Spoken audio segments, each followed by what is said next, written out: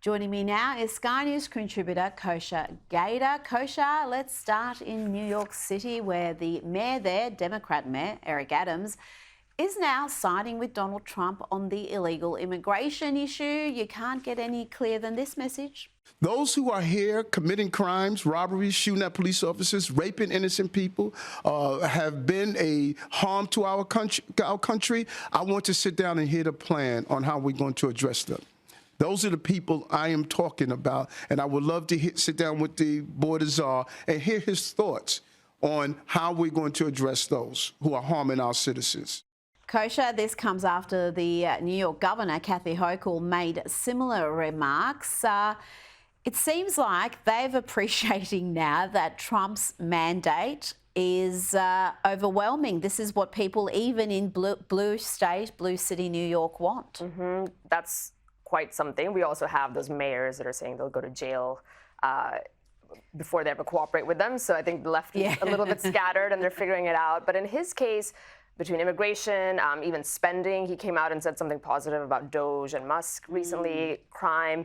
He really does sound like a Trump surrogate at this point. And who knows, maybe it's self-preservation because the Biden DOJ indicted him for those bribery corruption charges. And maybe he's figuring out which side his bread is not buttered on. And he's looking at that.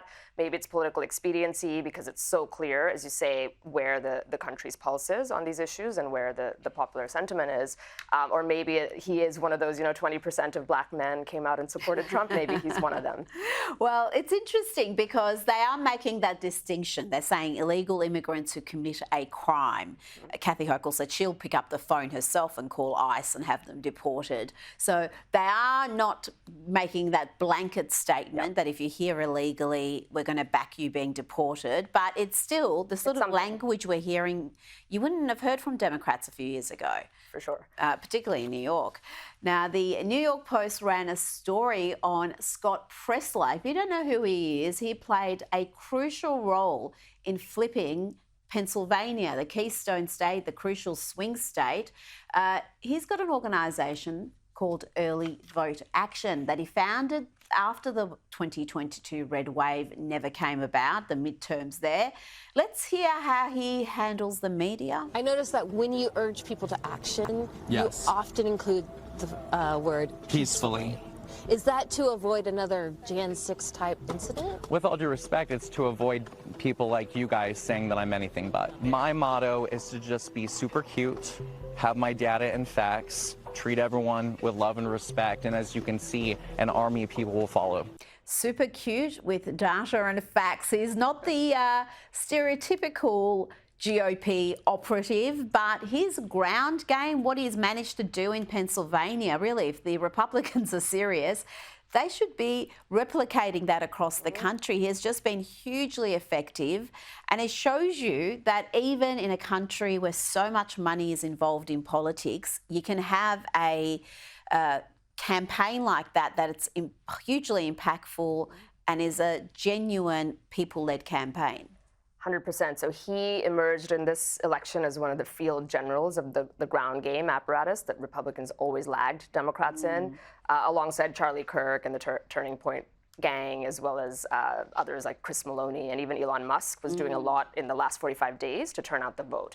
And Scott Presler just had this laser focus, a very clearly identified, tangible goal that he's going to out-register and outvote Democrats in Pennsylvania, which Trump won and then lost by razor-thin margins.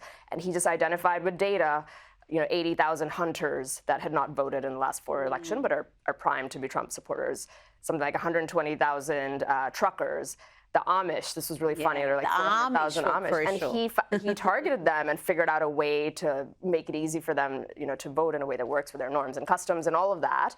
And he helped flip it. And now he has his sights set apparently on New Jersey and other states as well. So it's really interesting where finally the Republican apparatus, not because of the RNC, but because of grassroots people like Scott Presler, have stepped up their ground game that was just so lacking for so long. Absolutely. And I know the Republican base absolutely adore him, and it challenges, again, that whole notion that they're not inclusive of people with different backgrounds and sexualities and whatever identity group they belong in. As long as you believe in the cause, you're in the family. Absolutely, and his communication skills and the fact that he looks like Fabio certainly helps. Now, there are rumours that the Washington Commanders, what a terrible name, might be bringing back their Redskins moniker after changing their name and logo, in part due to that whole BLM movement, the riots that we saw. What else can you tell us about this potential comeback of sorts? It's hilarious because the survey showed that American Indians, Native Americans, did not care or were not offended by this Redskins moniker. It was the usual suspects, the affluent, white, left-leaning types who were offended on their behalf. So easily offended, too much time on their hands, and then they just glom on to this cancel culture mob that had taken over. And that was, as you mentioned, stemmed out of BLM, and then you go off and attack a Native American moniker and logo. And in fact, quite the opposite.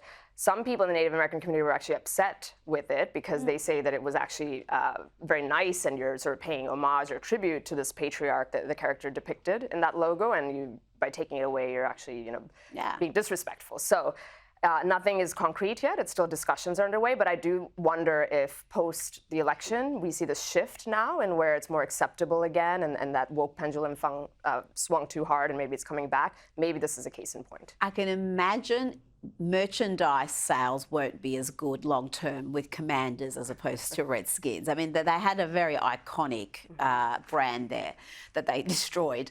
Let's talk about Joe Biden. He may be a lame duck president, but as the Wall Street Journal warns, he still possesses great power. He is the leader of the free world, and he's using that power to possibly cause a great deal of damage to the US, to make life hard for his successor, Donald Trump. And the Journal's Tevi Troy writes, Joe Biden has only 7 weeks left in office, but is still pushing his agenda. His Justice Department and Federal Trade Commission continue to prevent mergers. His State Department is imposing sanctions on Israeli citizens. He's still nominating judges for lifetime appointments. I think that's the one that's worrying a lot of people. And he has just pardoned his son Hunter for a host of misdeeds. How worried should we be about these last weeks? How much damage could he do? He does hold the power of the most powerful office in the land until high noon on January 20th, and different presidents have taken different approaches. Many throughout history have used that power till the very last minute, and he is clearly taking that approach. Look, some of them, where he's waving the wand of executive orders, those can be reversed fairly easily, just like they're put in. But others, like judicial appointments, that is a worry because once appointed, especially if it's a young judge, they're going to be on the bench for 30, 40 years. Things like he's putting in some protections in place for unionized labor with federal employees. That's going to directly make it difficult for Trump's policy agenda around cutting the federal government to come into place. And maybe, the deals that he's doing, sending more and more aid to Ukraine and everything else, just makes the picture messier for Trump. But it's 7 weeks, and I think the countdown clocks are getting louder.